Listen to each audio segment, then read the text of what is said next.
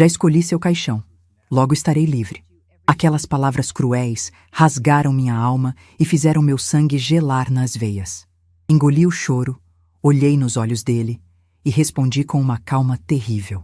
Meu nome é Marta Oliveira Santos, tenho 69 anos, e esta é a história de como uma piada cruel fez o sorriso do meu filho desaparecer e lhe custou toda a herança em questão de segundos. As palavras saíram da boca do Rafael como se fossem uma piada. Como se desejar a morte da própria mãe fosse algo engraçado. Estávamos na sala da minha casa, aquela sala que eu mesma decorei tijolo por tijolo, móvel por móvel, com o dinheiro das minhas 3 farmácias. A sala onde eu embalei esse mesmo filho quando ele era bebê e chorava de madrugada. E agora ele estava ali, de pé na minha frente, aos 41 anos, com aquele sorriso cínico no rosto, desejando que eu morresse logo. Senti meu coração dar um aperto tão forte que por um segundo achei que fosse ter um infarto ali mesmo. Minha visão ficou embaçada. As pernas tremeram. Mas eu não ia cair. Não ia desmoronar na frente dele, não na frente dela. Camila estava ao lado do Rafael, de braços cruzados, encostada na parede, com aquela expressão de satisfação no rosto. Aquele sorrisinho de canto de boca que ela sempre fazia quando conseguia o que queria. Ela estava adorando aquilo. Adorando ver meu filho me humilhar. O perfume enjoativo dela, aquele cheiro artificial de flores que custava uma fortuna, mas que não disfarçava a podridão por dentro, tomava conta da sala inteira. Eu sentia enjoo físico mesmo. Respirei fundo, 1 vez, 2 vezes, 3 vezes. Contei mentalmente até 10. Não ia chorar, não ia gritar, não ia dar a eles o prazer de me ver destruída. Engolia a seco aquela dor que subia pela garganta como se fosse vidro moído. Olhei bem nos olhos do meu filho. Aqueles olhos castanhos que eram iguais aos do pai dele, mas que agora estavam vazios, frios, cheios de ganância. Ótimo, Rafael. Falei com uma calma que nem eu sabia que tinha dentro de mim. Minha voz saiu firme, gelada, cortante. Espero que ele seja confortável, porque é a única coisa que você vai herdar de mim. O sorriso dele desapareceu na hora. Foi como apagar uma vela. O rosto dele mudou completamente. A Camila deu um passo à frente, os olhos arregalados. "O que você quer dizer com isso?" ela perguntou. E pela primeira vez desde que entrou na minha casa naquele dia, a voz dela tremeu. Eu me levantei devagar da poltrona.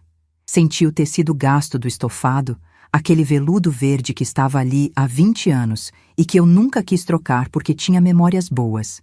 Memórias de quando o Rafael era criança e pulava nesse sofá. Memórias de quando ele me abraçava e dizia que eu era a melhor mãe do mundo. Memórias que agora doíam mais do que qualquer facada. Peguei minha bolsa. Era pesada. Dentro tinha minha carteira, meus documentos, minhas chaves. Toda a minha vida resumida naquela bolsa de couro marrom que eu comprei numa viagem a Gramado há 5 anos. Caminhei até a porta de entrada, cada passo ecoando no piso de madeira que eu mesma mandei instalar quando construí essa casa. "Vocês vão descobrir em breve", eu disse sem olhar para trás. "Agora saiam da minha casa." "Mãe, nós viemos aqui porque estamos preocupados com você", o Rafael gritou. A voz dele estava alta, alterada, nervosa. "Você viajou para o Nordeste sem avisar ninguém, sumiu por 10 dias, a gente ficou desesperado." Eu virei para ele. "Desesperado com o quê, Rafael? Com a minha segurança ou com medo de eu ter gasto o dinheiro que vocês já consideravam de vocês?" A Camila deu risada. Uma risada curta, seca, sarcástica. "Dona Marta, a senhora está ficando paranoica. É sintoma de idade. Minha avó ficou assim antes de... antes de precisar de cuidados especiais. Antes de precisar de cuidados especiais. Que termo bonito para dizer, antes de ser trancada num asilo e esquecida lá até morrer." Eu conhecia bem essas palavras envenenadas da Camila. Ela sempre fazia isso. Falava com aquela voz docinha, mas enfiava a faca pelas costas. "Rafael", eu falei, ignorando completamente a Camila. "Você tem 30 segundos para sair da minha casa. Se não sair, eu ligo para a polícia e registro uma invasão de domicílio." "Invasão?" ele explodiu. "Eu sou seu filho. E eu sou sua mãe. Aquela que você acabou de desejar morta. Aquela que, segundo você, já tem até caixão escolhido. Então me respeita e sai da minha casa. Agora. Os dois ficaram me encarando. A cara do Rafael era um misto de confusão, raiva e, pela primeira vez, medo. Medo de quê? De ter perdido o controle da situação? De ter mostrado demais quem ele realmente era? A Camila tentou mais uma cartada. Amor, vamos embora. Ela não está bem. A gente volta outro dia quando ela estiver mais calma. Ela falou aquilo olhando para mim com pena falsa. Aquele olhar de quem olha para um animal machucado. Dona Marta, a senhora precisa descansar. Talvez tomar um chazinho se deitar um pouco. Vou mandar o Rafael ligar pro médico para marcar uma consulta. Eu não preciso de médico, Camila. Eu preciso que vocês saiam da minha casa. O Rafael tentou se aproximar. Mãe, por favor, vamos conversar com calma. Eu não quis dizer aquilo. Foi só uma piada de mau gosto. Eu estava nervoso porque a senhora sumiu e... Mentira! Eu gritei. E aí sim, minha voz falhou. Sentei as lágrimas querendo sair, mas segurei. Ainda não. Mentira, Rafael. Você quis dizer sim. Você deseja que eu morra logo mesmo para poder pegar tudo o que eu construí. Vocês dois desejam. Mas sabe o que vai acontecer? Vocês não vão ter nada. Absolutamente nada. Abri a porta. O ar fresco da noite entrou. Era uma noite de quinta-feira, por volta das 8h30. Os vizinhos deviam estar jantando, assistindo televisão, vivendo suas vidas normais, enquanto a minha desmoronava. Mas não, não estava desmoronando. Estava sendo reconstruída. Diferente. Saiam. A Camila bufou, pegou a bolsa dela e saiu batendo o salto fino no chão. O Rafael ficou mais um segundo, me olhando com aqueles olhos que eu não reconhecia mais. Você vai se arrepender, mãe, ele disse baixinho. Não tanto quanto você, respondi. Ele saiu. Eu fechei a porta e girei a chave na fechadura. O barulho da tranca entrando no lugar foi o som mais bonito que ouvi naquele dia. Encostei a testa na porta de madeira fria e finalmente deixei as lágrimas caírem. Chorei. Chorei muito. Chorei pelo filho que eu criei e que não existia mais. Chorei pelas noites em claro quando ele tinha febre e eu ficava ao lado dele fazendo compressa. Chorei pelas fraldas que troquei, pelas mamadeiras que preparei às 3h, pelas reuniões de escola que nunca perdi, pelo dinheiro que gastei na faculdade particular dele, porque ele não passou na federal. Chorei por tudo o que eu dei e que agora era jogado na minha cara como se não valesse nada. Mas depois de chorar, sentei no sofá e comecei a pensar. Pensar com clareza. Pensar com frieza. Eles achavam que eu era boba? Que era uma velhinha ingênua que ia deixar barato? Não. Eu tinha construído 3 farmácias do zero. Tinha negociado com fornecedores, com bancos, com funcionários difíceis. Tinha divorciado de um marido infiel e ficado com metade de tudo na justiça. Eu sabia lutar. E ia lutar. Levantei, lavei o rosto na pia da cozinha. A água gelada batendo na pele me acordou. Olhei pela janela. O quintal estava escuro, mas eu via as silhuetas das árvores que plantei quando mudei para essa casa há 18 anos. Uma mangueira, um limoeiro, uma jabuticabeira. Todas crescidas, fortes, dando frutos. Eu tinha cuidado delas. E elas tinham crescido. Mas o Rafael? Eu tinha cuidado dele a vida inteira. E ele tinha apodrecido por dentro. Nos dias seguintes, fiz minha rotina normal. Acordava às 6h, tomava café, lia jornal, fazia caminhada no parque. Mas minha cabeça estava trabalhando o tempo todo, prestando atenção, observando. O Rafael me ligou 2 vezes. Não atendi. Mandou mensagem. Não respondi. A Camila tentou me adicionar num grupo de WhatsApp da família. Saí na hora. E foi numa terça-feira, uma semana depois daquela discussão, que aconteceu. O Rafael tinha ido na minha casa buscar não sei o quê. Eu deixei ele entrar porque ainda tinha a chave reserva. Bobeira minha. Ele ficou uns 20 minutos, mexeu em algumas coisas, conversou comigo friamente sobre o tempo, sobre o trânsito, sobre nada. E foi embora. Mas esqueceu a pasta dele. Aquela pasta de couro preta que ele sempre carregava para todo lado. Eu ia ligar para avisar. Peguei o celular, disquei o número, mas aí pensei, por que ele esqueceu logo a pasta? O Rafael nunca esquecia nada. Ele era meticuloso, organizado, obsessivo com as coisas dele. Aquilo foi proposital? Um teste? Uma armadilha? Fui até a mesa onde a pasta estava. Fiquei olhando para ela por uns 5 minutos. Meu coração batia forte. Eu devia abrir? Não era invasão de privacidade? Mas ele era meu filho. Eu tinha direito de saber o que ele estava tramando contra mim, não tinha? Abri a pasta. Dentro tinha documentos. Muitos documentos. Organizados em pastas plásticas transparentes, tudo certinho, separado por clipes coloridos. Comecei a ler. E a cada página, meu coração gelava mais. Tinha um contato de uma clínica psiquiátrica particular. Um lugar caro, com endereço numa região nobre de São Paulo. Junto tinha um folder da clínica. Cuidados especializados para idosos com demência e Alzheimer. Tinha fotos de quartos limpos, jardins bonitos, enfermeiras sorridentes. Parecia um hotel, mas eu sabia o que era. Um depósito de gente velha. Tinha formulários jurídicos, pedido de interdição, requerimento de curatela. Palavras complicadas, juridiquês que eu não entendia direito, mas que eu sabia o significado geral. Eles queriam me declarar incapaz, me tirar o direito de administrar minha própria vida, meu próprio dinheiro. E tinha laudos médicos. 3 laudos.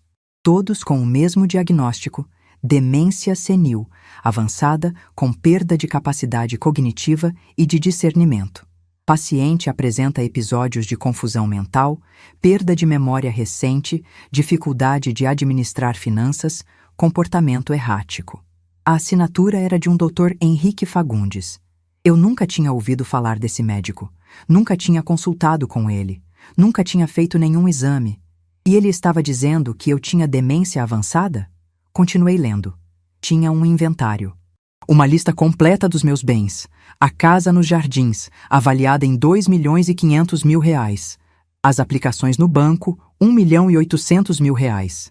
O carro, R$120.000. Joias, R$50.000. Total, R$4.470.000. Tudo ali, detalhado, calculado, como se eu já estivesse morta. E no fundo da pasta, um bilhete. Escrito à mão, com aquela letra redondinha da Camila que eu reconhecia dos cartões de aniversário que ela me mandava. Sempre escritos por obrigação, nunca por amor. Amor, com ela interditada, assumimos tudo. Depois é só esperar a natureza seguir o curso. 2 anos no máximo. Aí vendemos a casa, quitamos nossas dívidas e finalmente vivemos do jeito que merecemos. Te amo, C. Deixei a pasta cair no chão. As folhas se espalharam pelo piso de madeira. Sentei na cadeira mais próxima. Não conseguia respirar direito. 2 anos no máximo. Esperar a natureza seguir o curso. Eles não estavam apenas esperando eu morrer. Estavam planejando, calculando, contando os dias. E o pior, quitamos nossas dívidas. Eles tinham dívidas. Dívidas que estavam contando com a minha morte, com a minha herança, para pagar. Meu filho tinha feito empréstimos apostando na minha morte.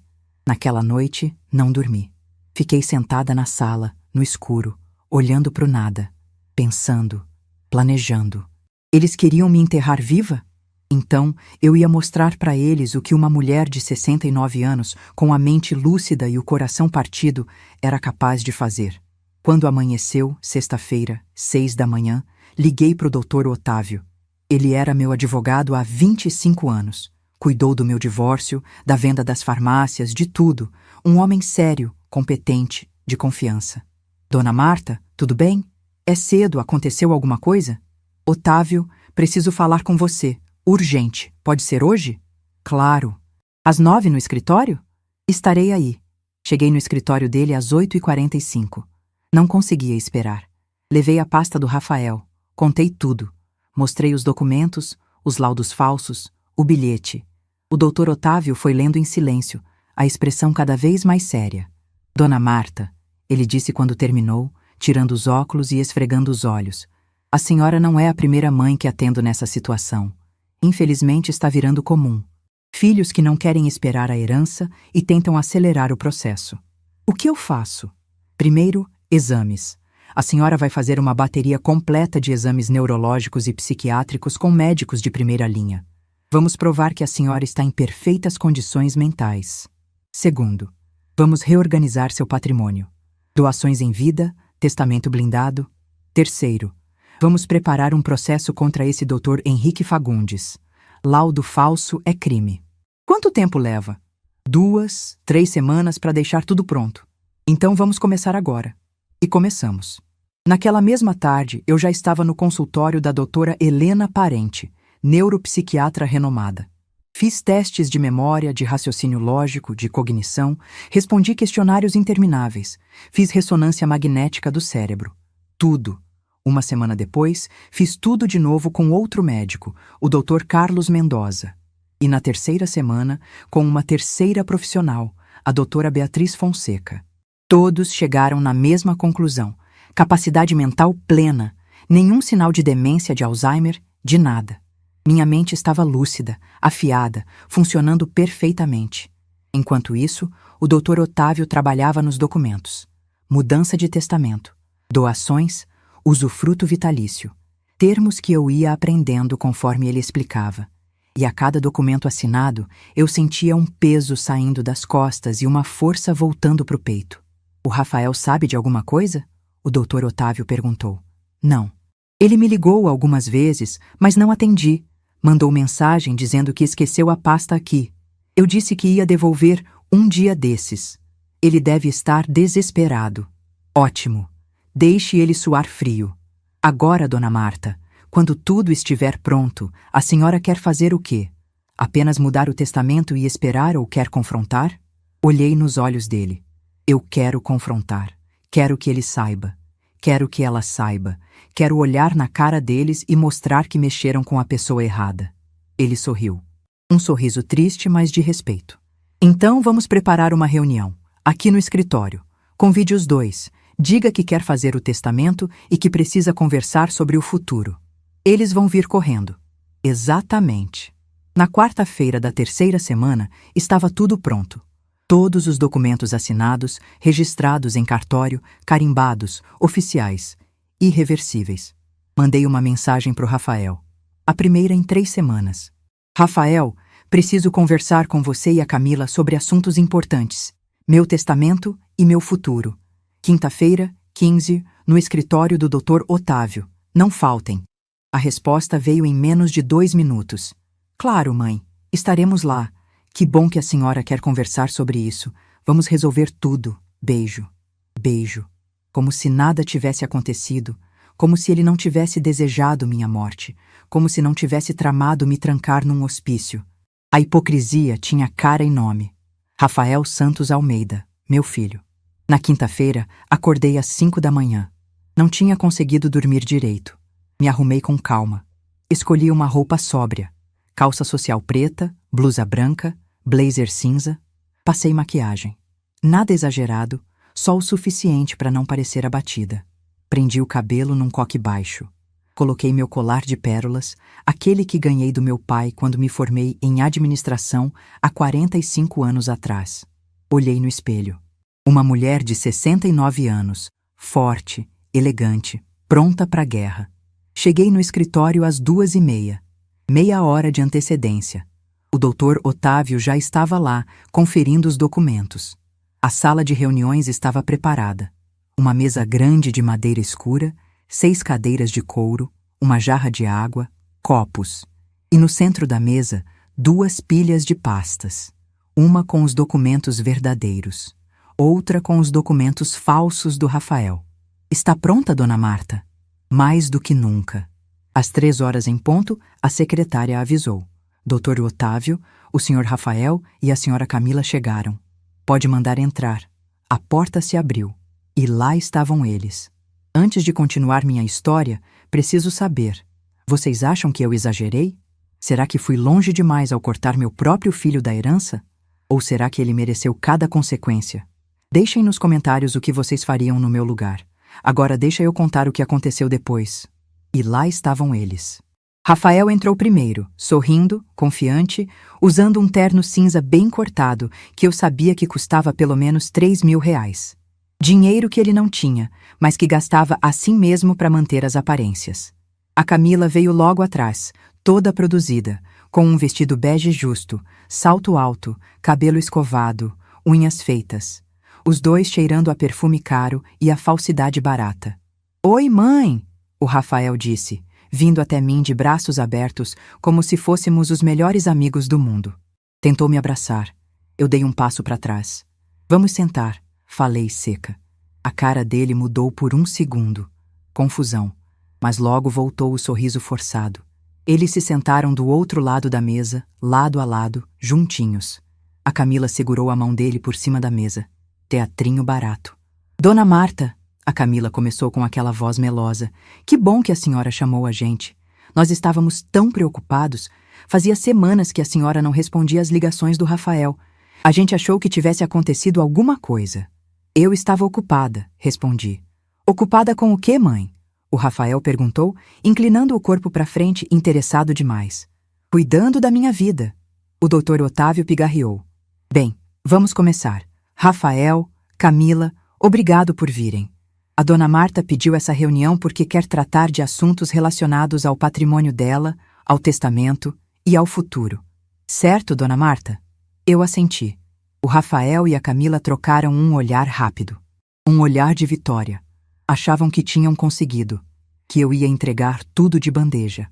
Primeiro, eu disse, me ajeitando na cadeira, pegando a primeira pasta, a que tinha os documentos falsos deles. Já que vocês estão tão preocupados com minha saúde mental, com minha capacidade de administrar minha própria vida, resolvi tomar algumas providências. Abri a pasta devagar, saboreando cada segundo. Esses aqui, peguei 3 laudos grampeados. São laudos médicos de 3 psiquiatras diferentes, todos renomados, todos com CRM ativo.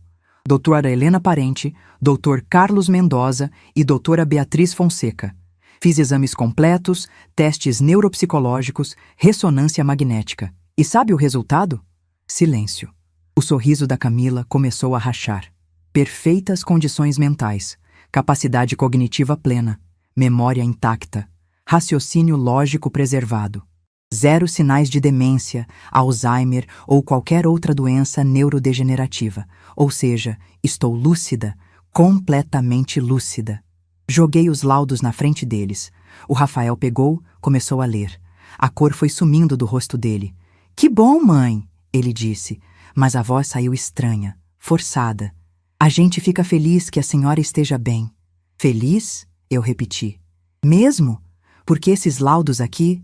Peguei outra pasta. A pasta que ele tinha esquecido na minha casa.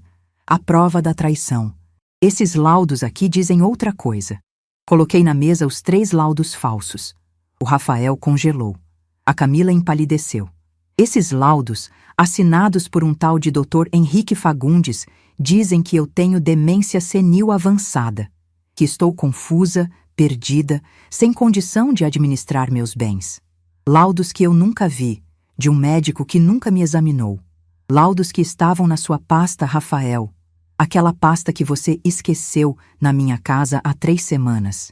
O silêncio na sala era tão pesado que eu conseguia ouvir a respiração dela ficando rápida, ofegante. Mãe, eu posso explicar? O Rafael tentou. Pode explicar o quê? Levantei a voz pela primeira vez. Pode explicar por que você tem laudos médicos falsos sobre mim? Pode explicar por que tem formulários de interdição? Pode explicar esse bilhete aqui? Joguei o bilhete da Camila na mesa. Aquele bilhete maldito. Amor, com ela interditada, assumimos tudo. Depois é só esperar a natureza seguir o curso. 2 anos no máximo. Li em voz alta, devagar, deixando cada palavra ecoar na sala. 2 anos no máximo. Vocês estão contando os dias para eu morrer. A Camila começou a chorar. Aquele choro ridículo, dramático, com soluços exagerados. Dona Marta, a senhora não entendeu? Isso não é o que parece. Não é o que parece. Eu estava de pé agora, as 2 mãos apoiadas na mesa. Está escrito aqui, Camila, com a sua letra, com a sua assinatura no final.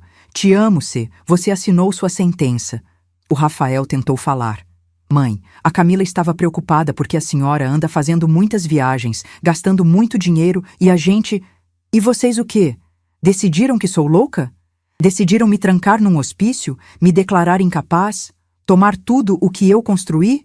O doutor Otávio interveio. A voz calma, mas firme. Rafael, talvez seja melhor você ficar em silêncio. Porque tudo o que você disser pode ser usado contra você. Falsificação de documento médico é crime previsto no artigo 299 do Código Penal. Dá de 2 a 6 anos de reclusão. Tentativa de interdição indevida também é crime. A dona Marta poderia, neste exato momento, pegar essas provas e levar ao Ministério Público. O rosto do Rafael ficou branco. Branco igual papel. Mas eu não vou fazer isso, eu disse sentando de novo. Sabe por quê? Porque eu sou sua mãe. E por mais que você tenha me traído, me humilhado, desejado minha morte, eu não vou te colocar na cadeia. Mas também não vou deixar você me roubar. Mãe, a gente não ia roubar nada, ele tentou. Mentira! Vocês iam me interditar, me jogar num asilo e tomar controle de tudo. 4.470.000 reais, não é? Esse é o valor total dos meus bens, segundo o inventário que você fez. Está tudo aqui, detalhado. A casa, as aplicações, o carro, até as joias. Abri outra página da pasta dele. E tem mais. Vocês têm dívidas. Quitamos nossas dívidas, diz o bilhete. Quanto vocês devem, Rafael? Quanto você apostou na minha morte? Ele baixou a cabeça. Não respondeu. Mas a Camila, sempre a Camila, tentou reverter. Dona Marta, a senhora está distorcendo tudo.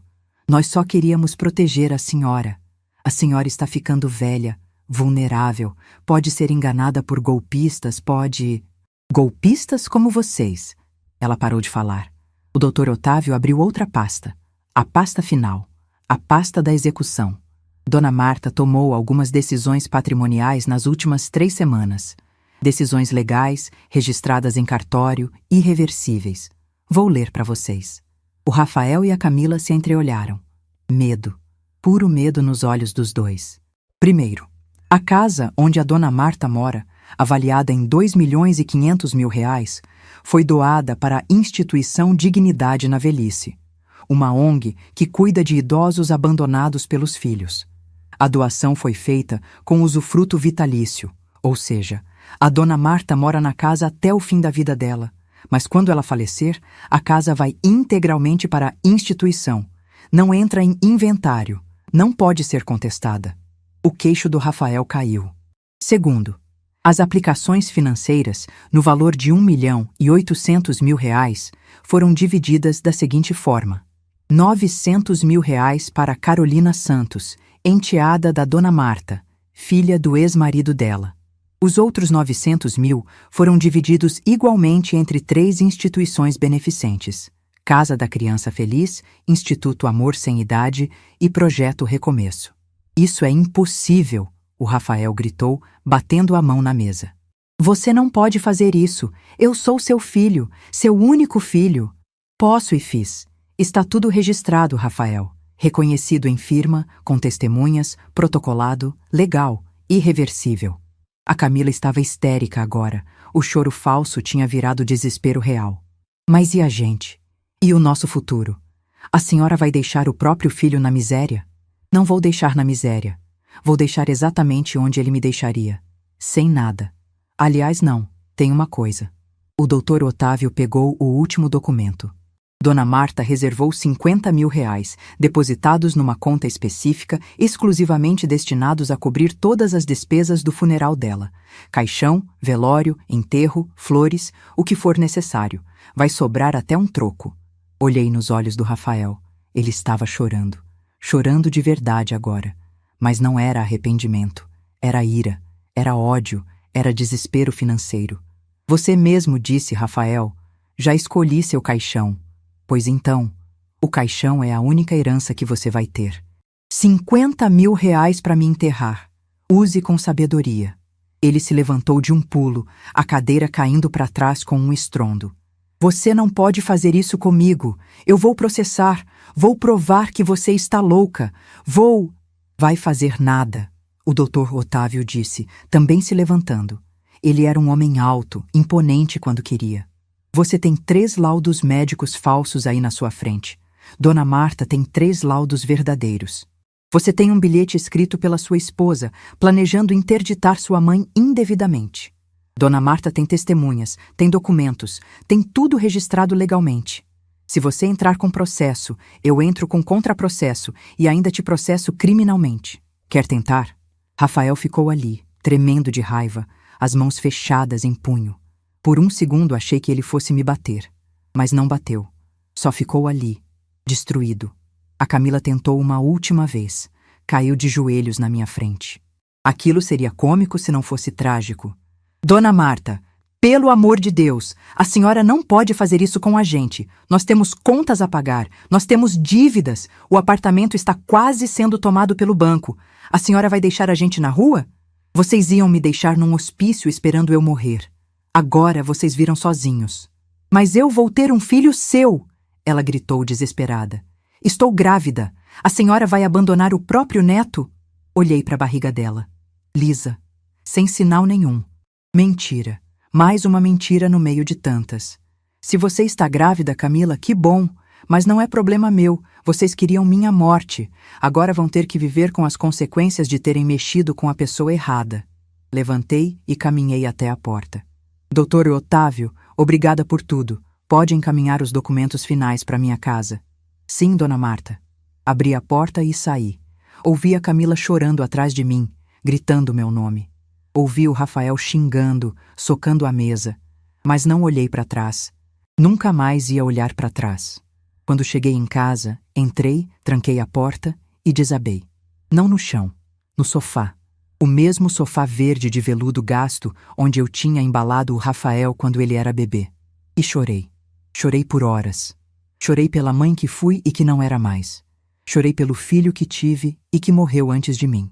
Porque o Rafael que eu conheci, o Rafael que eu amei, estava morto. No lugar dele tinha um estranho de 41 anos movido pela ganância. Nos dias seguintes, entrei num estado estranho. Não era depressão, não era raiva, era vazio. Um vazio profundo.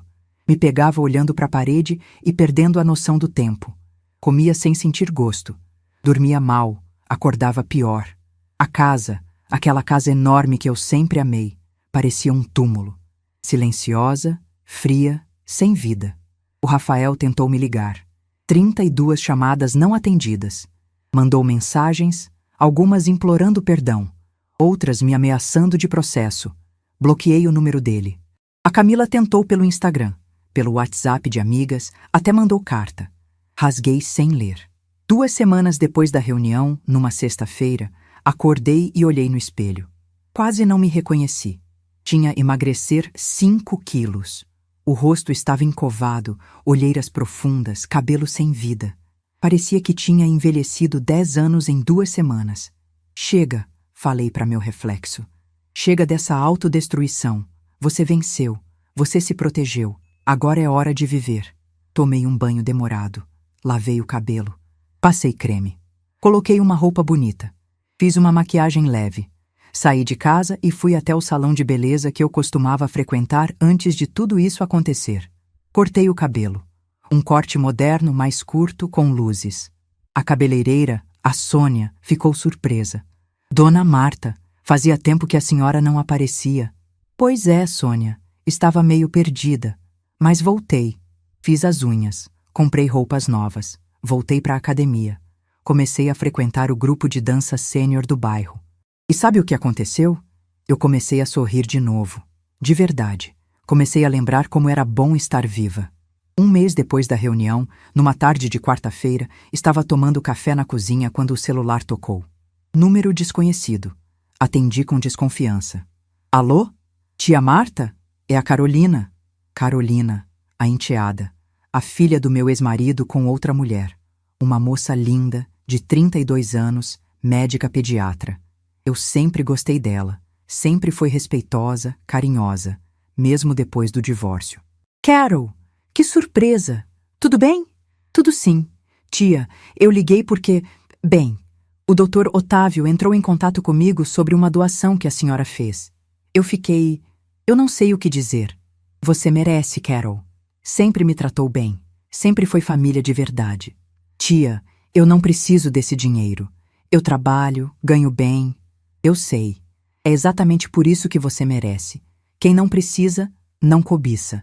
Quem não cobiça, não trai. Ouvi ela respirar fundo do outro lado da linha. O Rafael me ligou. Disse que a senhora enlouqueceu, que está sendo manipulada, que eu devia recusar a doação. E o que você respondeu? Que ele que se dane. Desculpa o palavrão, tia, mas ele me contou o que fez. Achou que eu ia ficar do lado dele. Eu desliguei na cara. Sorri. Você é uma boa pessoa, Carol. Tia, eu queria te ver. Podemos almoçar juntas um dia desses? Adoraria. Sábado? Sábado é perfeito. No sábado, almoçamos num restaurante italiano no centro. Conversamos por 3 horas, sobre tudo. Sobre a vida dela, sobre o trabalho, sobre namoro. Ela tinha terminado um relacionamento recente. Sobre mim, sobre o Rafael. Ele sempre foi meio ganancioso, tia. Desde criança. Meu pai dizia que o Rafael tinha olho grande.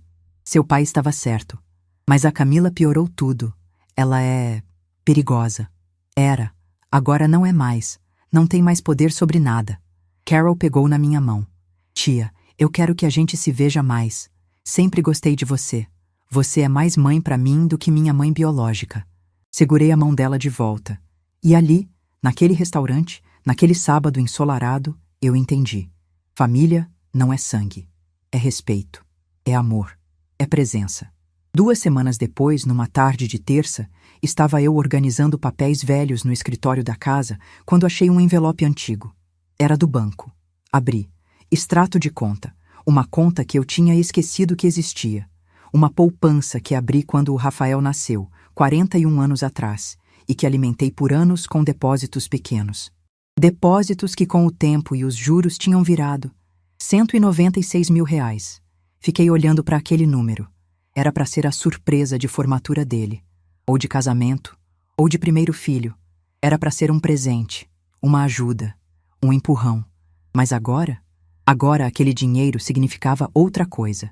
Significava quanto tempo, quanto esforço, quanto amor eu tinha colocado num filho que me traiu. Mas então pensei, esse dinheiro não é dele, nunca foi, é meu. Eu trabalhei por ele. E vou usá-lo do jeito que eu quiser. Transferi os R$196 mil para a instituição de idosos abandonados, a mesma que ia receber minha casa um dia. E quando a presidente da ONG me ligou, chorando de emoção, dizendo que aquele dinheiro ia reformar o refeitório e comprar equipamento hospitalar, eu soube que tinha feito a coisa certa. 3 meses depois da reunião no escritório, uma manhã de sábado, resolvi ir ao supermercado. Estava no corredor de cereais quando vi. De longe, mas era inconfundível. O Rafael, sozinho, empurrando um carrinho, olhando para os produtos com aquela cara de quem está calculando cada centavo. Ele estava diferente, mais magro. O terno caro tinha sido substituído por uma camiseta simples e jeans. O cabelo estava despenteado, precisando cortar. Ele parecia pequeno, diminuído. Pensei em sair, em evitar o confronto. Mas aí ele me viu. Nossos olhos se encontraram. E por um segundo, só um segundo, vi no olho dele o menino de 5 anos que me abraçava e dizia que eu era a melhor mãe do mundo. Mas o segundo passou. Ele baixou a cabeça e virou para o outro corredor. E eu deixei. Não corri atrás. Não gritei. Não chorei. Só deixei ele ir. Porque já tinha chorado tudo o que tinha para chorar. Já tinha perdido tudo o que tinha para perder. Agora era a hora de ganhar. Ganhar minha vida de volta. Quando cheguei em casa, tinha uma mensagem no WhatsApp.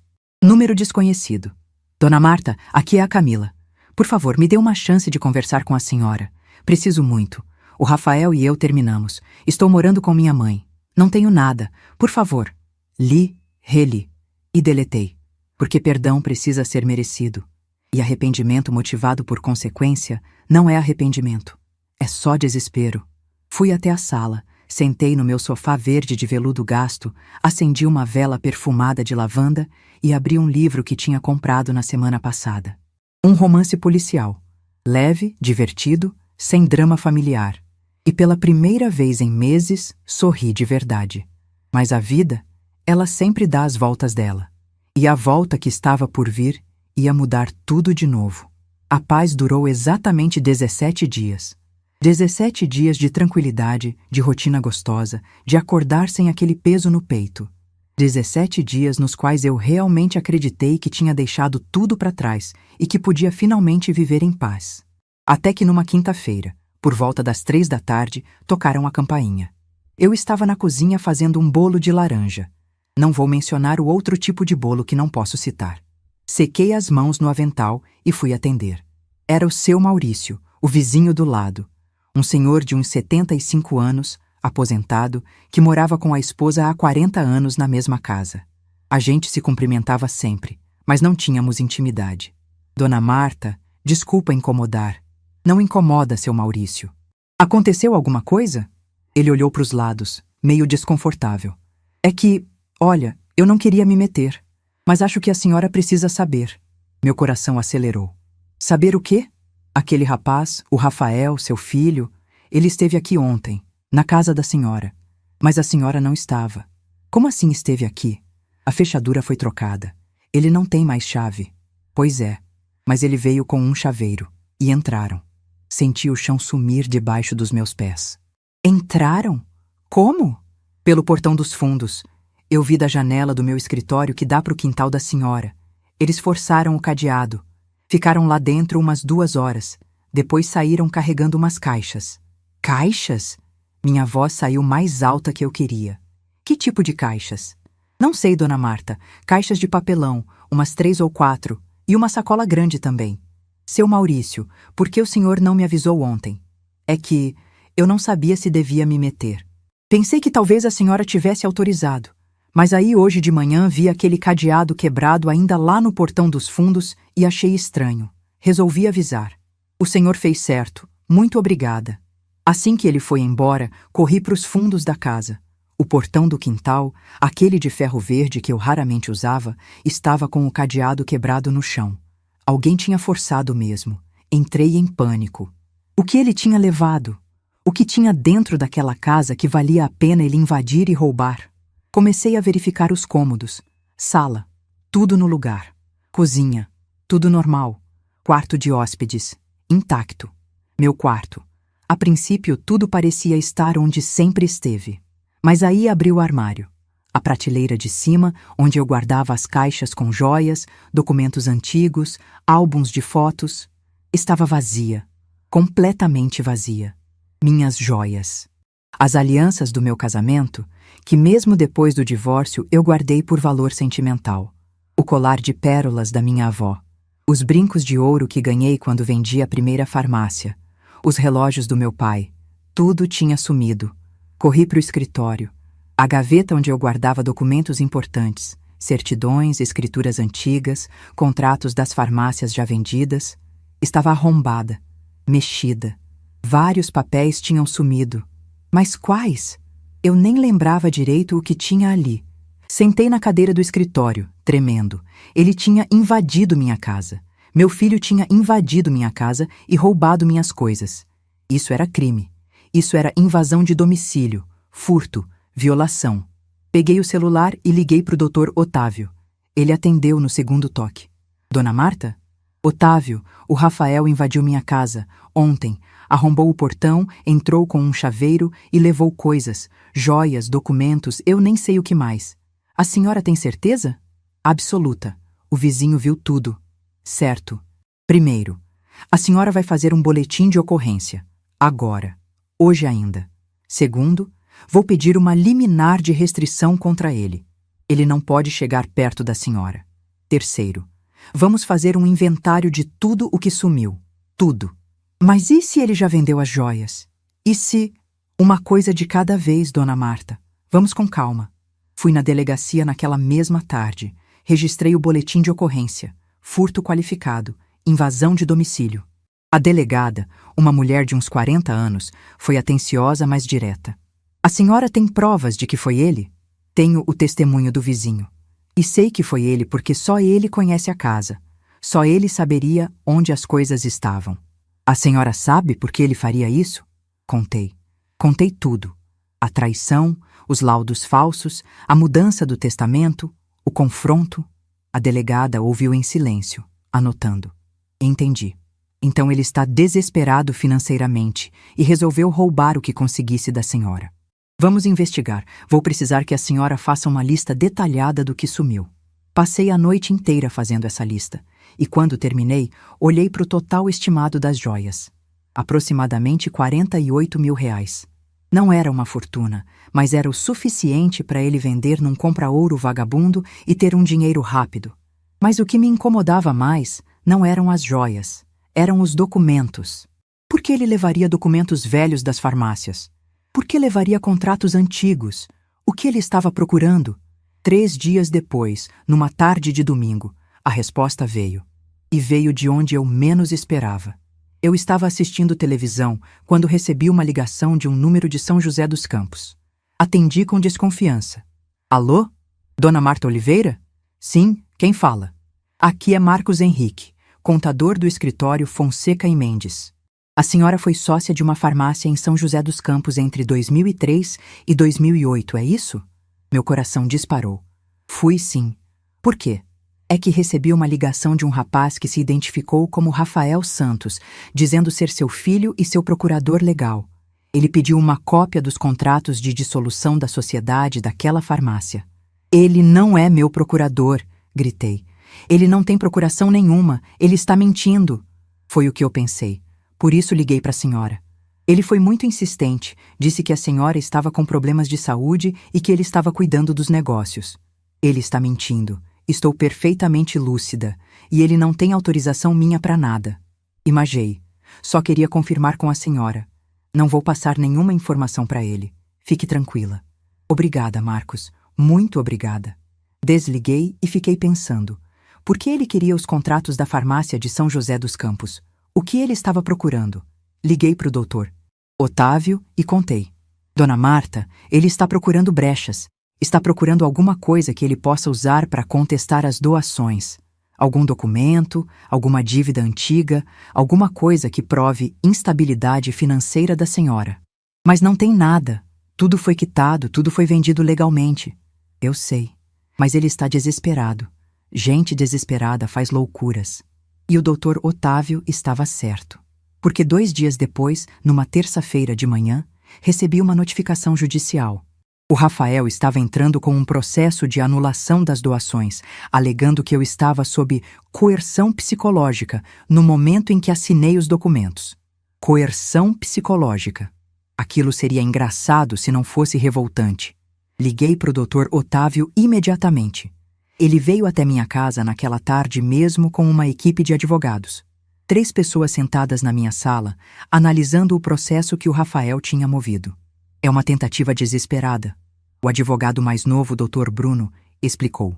Ele não tem provas, mas vai tentar arrastar isso na justiça esperando que a senhora desista ou faça um acordo. Eu não vou desistir, e não vou fazer acordo nenhum. Ótimo. Então vamos nos preparar. Precisamos de mais provas de que a senhora estava lúcida. Testemunhas, documentos, tudo. Foi nesse momento que o Dr. Otávio teve uma ideia. Dona Marta, a senhora gravou aquela reunião no escritório? Não. Por quê? Porque seria a prova perfeita. Mas não tem problema. Vamos produzir outras provas. Durante as semanas seguintes, foi uma correria. Entrevistaram meus vizinhos, minhas amigas, a professora da dança sênior, o gerente do banco, todos atestando que eu estava perfeitamente lúcida, ativa, independente. Mas eu sabia que isso não bastaria. O Rafael era inteligente, manipulador. Ele ia inventar alguma coisa, ia pagar testemunhas, ia mentir, como sempre fez. E foi numa noite, não conseguindo dormir, que tive uma ideia. Uma ideia que mudaria tudo. Peguei o celular e liguei para Carolina. Tia Marta, tudo bem? São 11 da noite. Carol, desculpa ligar tarde, mas preciso te pedir uma coisa. Claro, tia. O que foi? Você consegue informações sobre o Rafael? Sobre a vida financeira dele, as dívidas, o que ele anda fazendo? Silêncio do outro lado. Tia, isso é meio invasivo. Por quê? Porque ele está me processando e eu preciso me defender. Preciso saber o que ele está tramando. Ele está te processando? Aquele desgraçado? Está. Anulação das doações. Diz que fui coagida. Que absurdo! Tia, deixa comigo. Eu conheço umas pessoas. Vou ver o que consigo. 4 dias depois, numa sexta à tarde, Carolina apareceu na minha casa com uma pasta cheia de papéis. Tia, senta. O que descobri é pesado. Sentamos na mesa da cozinha. Ela abriu a pasta. O Rafael está quebrado. Completamente quebrado. O apartamento foi retomado pelo banco mês passado. Ele está morando num quarto alugado na Zona Leste. Deve R$220 mil em empréstimos e cartões de crédito. O salário está todo bloqueado judicialmente. Ele mal tem dinheiro para comer. 220 mil? Repeti, chocada. Como ele conseguiu dever tanto? Empréstimos. Ele e a Camila fizeram vários empréstimos bancários, achando que iam receber a herança rápido. Compraram carro importado, que já foi apreendido, fizeram reforma no apartamento, que perderam, viajaram para a Europa, parcelado em 24 vezes. Eles viviam uma vida que não podiam pagar, contando com a morte da senhora. Senti uma mistura de pena e raiva. Pena do tamanho da buraco que ele cavou. Raiva de saber que ele tinha contado com minha morte para pagar essas extravagâncias. E a Camila? Sumiu. Voltou para a cidade natal dela no interior do Paraná. Bloqueou todo mundo. O Rafael está sozinho. E as joias? As coisas que ele roubou de mim? Carolina puxou outro papel. Investigador particular que contratei descobriu. Ele vendeu tudo num compra-ouro na 25 de março. Conseguiu R$23 mil. Usou para pagar advogado e para quitar parte de uma dívida que estava com a agiota. Agiota? Minha voz saiu num sussurro. Ele deve R$60 mil para um agiota. Tá com o prazo estourado. Os caras estão atrás dele. Olhei para Carolina. Ela estava com uma expressão triste, mas determinada. Tia, tem mais. O advogado dele é meia boca. Deve estar trabalhando sem receber. O processo que ele abriu não tem chance nenhuma de ganhar. Qualquer juiz que olhar vai ver que é tentativa desesperada de reverter uma decisão legítima. Então por que ele insiste? Porque não tem mais nada a perder. Ele está apostando que a senhora vai ter pena e fazer um acordo. Tipo, desisto do processo se você me der metade da casa, ou algo assim. Jamais. Eu sei, e é por isso que você precisa contra-atacar. Como? Carolina se inclinou para frente. Tia, você tem provas de que ele invadiu sua casa. Tem provas de que ele roubou. Tem provas de que ele falsificou laudos médicos. Você pode não só ganhar o processo que ele abriu, como pode processar ele criminalmente. E aí ele vai preso. Fiquei em silêncio. Processar meu filho criminalmente. Fazer ele ir preso. Era isso que eu queria? Não sei, Carol. Não sei se consigo fazer isso. Tia, ele faria com você. Ele queria te trancar num hospício. Queria te declarar louca. Queria sua morte. Você precisa se proteger. Ela tinha razão. Mas ainda assim, meu coração de mãe doía. Deixa eu pensar. Passei o fim de semana inteiro pensando. Remoendo, chorando, orando. E no domingo à noite, tomei minha decisão. Segunda-feira de manhã, liguei para o Dr. Otávio. Otávio, quero que você prepare uma contra-ofensiva. Quero processar o Rafael por invasão de domicílio, furto qualificado, falsificação de documento e tentativa de interdição ilegal. Quero que ele pague pelo que fez. Tem certeza, dona Marta? Absoluta. Ele cruzou todas as linhas. Não é mais sobre dinheiro. É sobre dignidade. É sobre mostrar que não pode destruir as pessoas e sair impune. Certo. Vamos preparar tudo. Vai levar umas 2 semanas. Perfeito. 2 semanas depois, numa quarta-feira, às 10 da manhã, o Rafael foi notificado de 3 processos criminais: invasão de domicílio, furto qualificado, falsificação ideológica de documento público. Penas que, somadas, poderiam chegar a 12 anos de prisão. E no mesmo dia, entreguei ao juiz do processo que ele tinha movido contra mim uma contestação de 43 páginas, com laudos médicos, testemunhos, fotos, documentos, tudo provando minha plena capacidade mental. 1 semana depois, o processo dele foi indeferido. O juiz escreveu na sentença: não há qualquer indício de coerção ou incapacidade mental da requerida. Pelo contrário, há robustas provas de lucidez e autonomia. Processo arquivado, com condenação do requerente ao pagamento de custas processuais e honorários advocatícios. O Rafael teria que pagar mais R$18 mil de honorários, dinheiro que ele não tinha. E os processos criminais seguiam. A audiência preliminar foi marcada. O Rafael teria que se apresentar e responder pelas acusações. Finalmente, ele estava encurralado, sem dinheiro, sem saída, sem escolhas. E eu? Eu estava pronta para o confronto final. A audiência estava marcada para uma quinta-feira, às 9 da manhã, no Fórum Criminal da Barra Funda. Acordei às 5, não porque precisava, mas porque não conseguia dormir. Tinha revirado na cama a noite inteira, imaginando como seria ver o Rafael sentado no banco dos réus.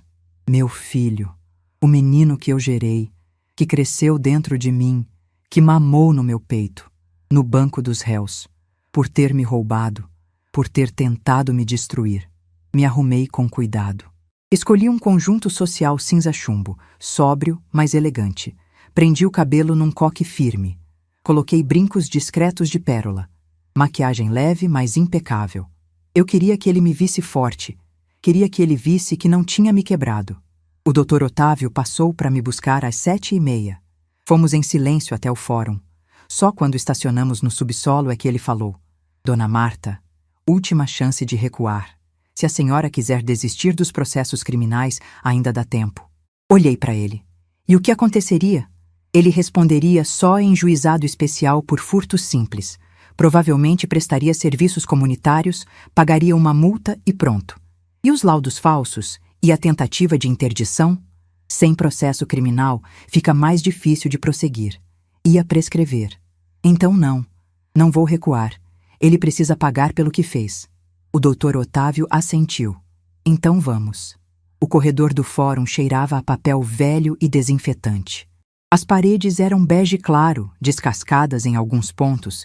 Tinha gente para todo lado, advogados de terno com pastas debaixo do braço, policiais, familiares de réus, funcionários.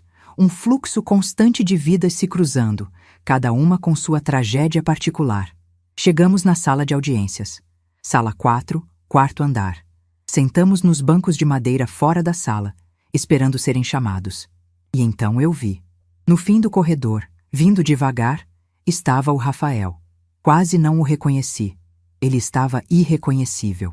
Tinha emagrecido tanto que as roupas pareciam largas demais. A barba estava por fazer, os cabelos compridos e desgrenhados, as olheiras fundas, roxas. Ele usava uma calça jeans desbotada, uma camisa branca amarelada e um paletó preto velho que não combinava com nada. Parecia um mendigo. Ele me viu. Parou no meio do corredor. Nos encaramos por longos segundos. Eu vi tanta coisa naqueles olhos. Desespero, raiva, medo. Mas não vi arrependimento. Não vi remorso. Só vi mágoa, como se eu tivesse feito algo de errado com ele. O advogado dele, um homem baixinho de uns 50 anos com uma pasta surrada, chegou junto. Cochichou algo no ouvido do Rafael e eles sentaram do outro lado do corredor, longe de mim. Às 9h05, a porta se abriu e o oficial de justiça chamou.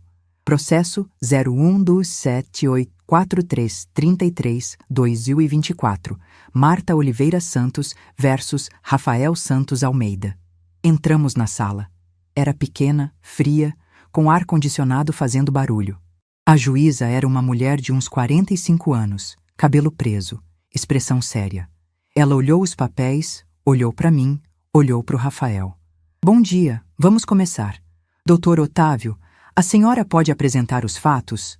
O doutor Otávio se levantou e, com uma calma cirúrgica, começou a narrar. A tentativa de interdição, os laudos falsos, a invasão de domicílio, o furto das joias, tudo documentado, tudo provado. A juíza ouvia em silêncio, folheando os documentos. Quando o doutor Otávio terminou, ela se virou para o advogado do Rafael. Doutor Henrique, defesa? O advogado pigarreou.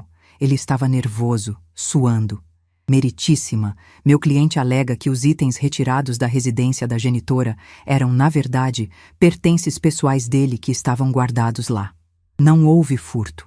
E quanto aos laudos médicos, foram obtidos de boa fé, sem intenção de falsificação. A juíza ergueu uma sobrancelha. De boa fé? O médico que assinou os laudos está com CRM cassado há 3 anos. Como seu cliente obteve laudos assinados por um médico sem registro? O advogado ficou sem palavras. Meritíssima, meu cliente não sabia disso. Não sabia, a juíza repetiu sem acreditar. Ela olhou para o Rafael. Senhor Rafael, o senhor gostaria de dizer alguma coisa? O Rafael se levantou. As mãos tremiam. Meritíssima, minha mãe está sendo manipulada. Ela tem 70 anos. 69, eu corrigi. Alto. Ele me olhou com raiva. 69, ela está vulnerável. O advogado dela convenceu ela a fazer essas doações absurdas, a me tirar da herança, a me processar. Ele quer o dinheiro dela para ele. Isso é uma acusação grave, a juíza disse. Tem provas? Meritíssima, me deixe falar com minha mãe. Por favor, só 5 minutos. Eu posso provar que ela está sendo manipulada. A juíza olhou para mim. Senhora Marta, a senhora aceita conversar com seu filho? Todos os olhos da sala se viraram para mim. O Dr. Otávio cochichou. A senhora não é obrigada. Mas eu queria. Eu queria ouvir o que ele tinha a dizer. Queria olhar nos olhos dele e ouvir as mentiras saindo da boca dele. Aceito. A juíza indicou uma salinha ao lado. 5 minutos. O oficial vai ficar na porta. Entramos na salinha. Era minúscula, com uma mesa e 2 cadeiras. Sentamos um de frente para o outro.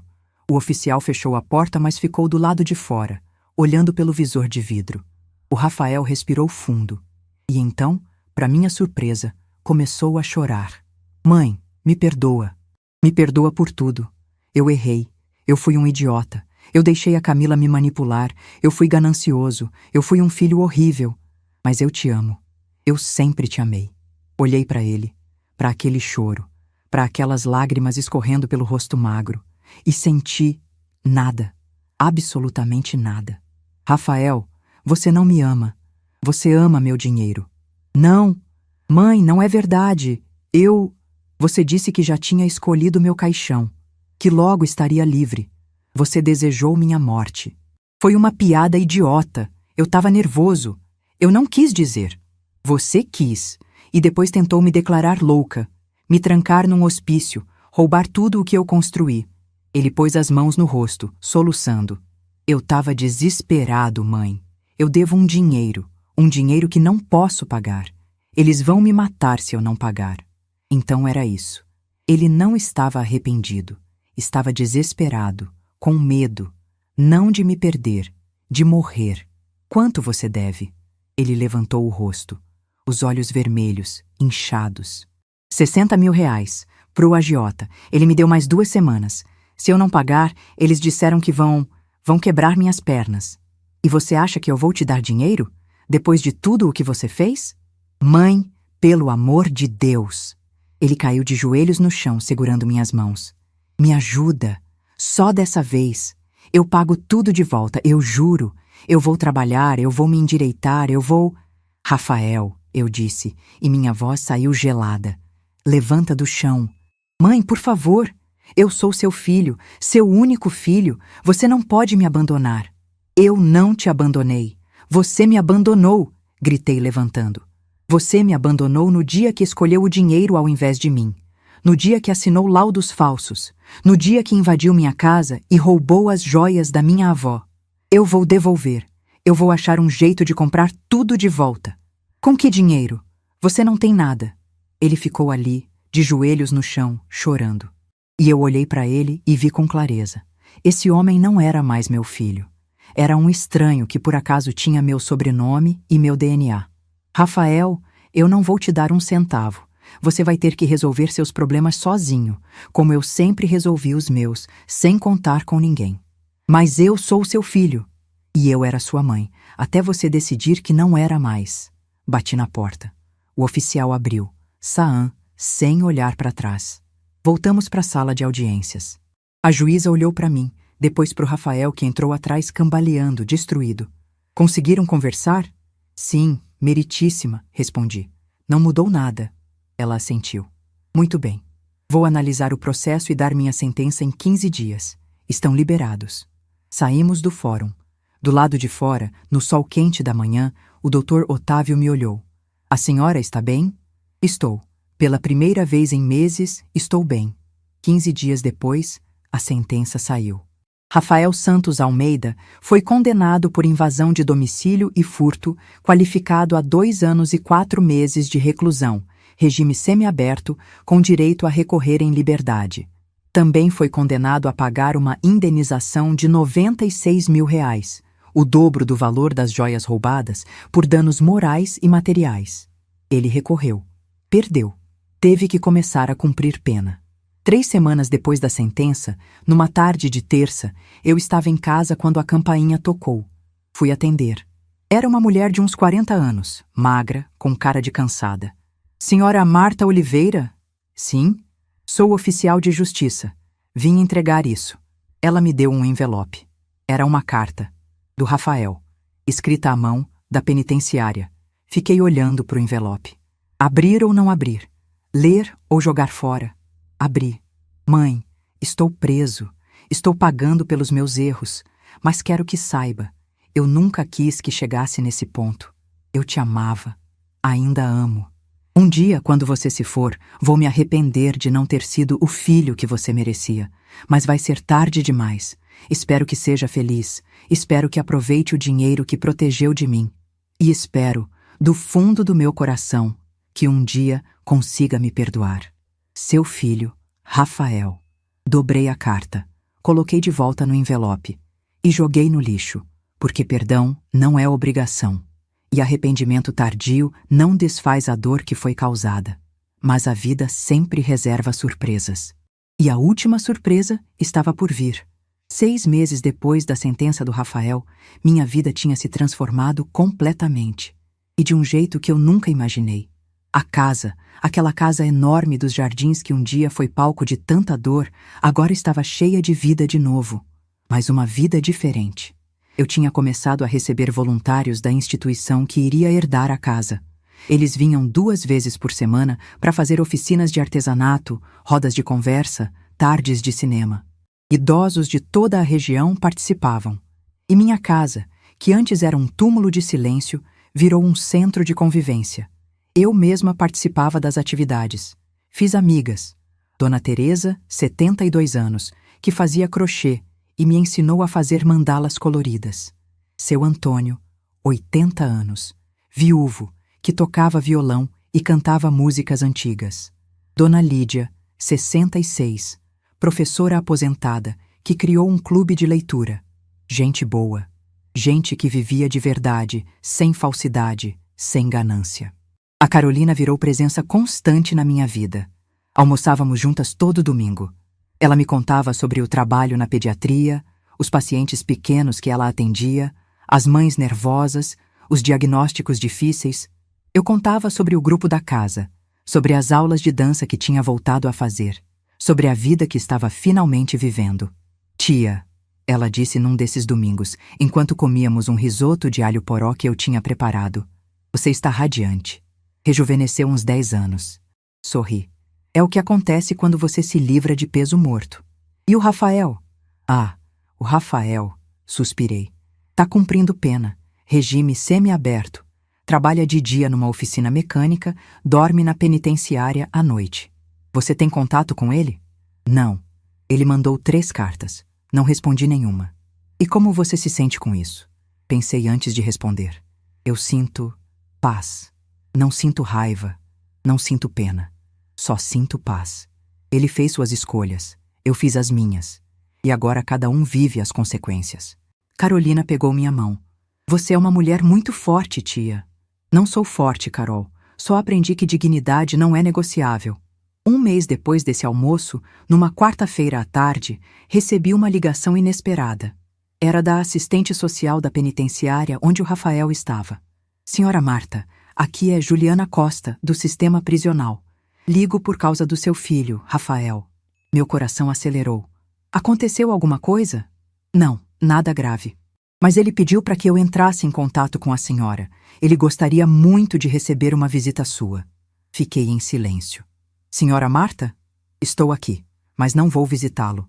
A senhora tem certeza? Ele disse que tem algo importante para falar. Tenho certeza. Se ele tem algo importante para falar, pode escrever uma carta. Mas não garanto que vou ler. Desliguei. E pela primeira vez, senti uma pontada no peito. Culpa? Pena? Não sabia. Mas afastei o sentimento. Eu tinha direito de escolher não ter contato com quem me machucou. Isso não me fazia má pessoa. Me fazia uma pessoa que se respeitava. 2 meses depois, Camila reapareceu. Ligou de um número desconhecido no meio de uma tarde de sábado. Dona Marta, é a Camila. Por favor, não desligue. Pensei em desligar, mas a curiosidade falou mais alto. O que você quer? Eu queria pedir desculpas, de coração. Eu fui uma pessoa horrível com a senhora. Eu manipulei o Rafael, eu coloquei ideias na cabeça dele, Você está pedindo desculpas ou está pedindo dinheiro? Silêncio. É o que eu pensei. Falei. Camila, você e o Rafael fizeram escolhas. Vocês apostaram na minha morte para viver uma vida de luxo. Vocês perderam. Agora cada um segue seu caminho. Mas eu mudei, Dona Marta. Eu voltei para minha cidade, comecei a trabalhar de novo, tô reconstruindo minha vida. Eu só queria fazer as pazes com a senhora. Fazer as pazes não muda o passado, e não muda o que vocês fizeram. Eu te desejo boa sorte na sua vida nova. Mas longe de mim. Desliguei. E bloqueei o número. 3 meses depois desses episódios, numa manhã de setembro, acordei com o sol entrando pela janela do quarto. Era um dia lindo, céu aberto, temperatura agradável. Levantei, tomei banho, me vesti, tomei café. E enquanto estava sentada na varanda lendo o jornal, o portão se abriu. Era a Carolina. Mas ela não estava sozinha. Tinha um homem com ela. Um senhor de uns 60 e poucos anos, cabelos grisalhos, sorriso gentil. Tia, trouxe uma surpresa para você. Desci da varanda. Carol, quem é esse? O homem estendeu a mão. Senhora Marta, muito prazer. Sou Pedro Alcântara. Sou amigo da Carolina e...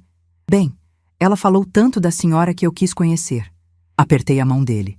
Firme, calorosa. Prazer, Pedro. Pedro é médico também, Carolina explicou com um sorrisinho maroto. Ortopedista, viúvo há 5 anos e adora dançar.